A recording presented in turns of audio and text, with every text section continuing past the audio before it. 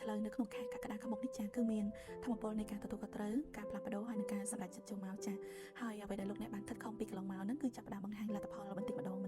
ចាចំពោះការងារឬក៏អាជីវកម្មលោកអ្នកនឹងត្រូវទទួលការងារបន្ថែមឬក៏ការទទួលខុសត្រូវបន្ថែមទៀតចាហើយក្នុងការនេះគឺមានឋានៈលើឬក៏អតិថិជនគឺគេពេញចិត្តជាមួយនឹងសមត្ថភាពរបស់លោកអ្នកចាហើយបើសិនជាលោកអ្នកកំពុងតែរងចាំជាមួយនឹងឯកសារកិច្ចសន្យាកិច្ចព្រមព្រៀងណាមួយចាក៏ទទួលបានដំណឹងល្អមកផងដែរចាបើចំពោះហេរ៉ាវត្ថុវិញគឺមានឱកាសទទួលបានចំណូលបន្ថែមចាពីការងារចាស់ៗឬក៏គម្រោងចាស់ៗរបស់អ្នកទាំងអស់គ្នាចាប៉ុន្តែត្រូវតែកាត់បន្ថយលើការចំណាយណាដែលមិនចាំបាច់ចា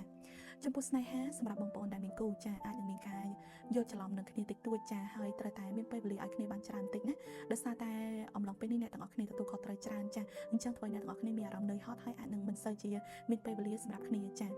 ហើយសម្រាប់បងប្អូនដែលនៅលាវអាចមានឱកាសស្គាល់មនុស្សថ្មីតាមរយៈការងារបណ្ដាញសង្គមឬក៏មិត្តភ័ក្តិណែនាំចាចំពោះសុខភាពមិនមានអ្វីជាធំដុំទេគ្រាន់តែបងប្អូនត្រូវតែសម្រាកបន្តិចកុំកាត់ច្រើននៅពេលយប់ចាហើយតាក់ទងសារសម្រាប់បងប្អូនដែលកាត់ឆ្នាំឆ្លូវនៅក្នុងខែ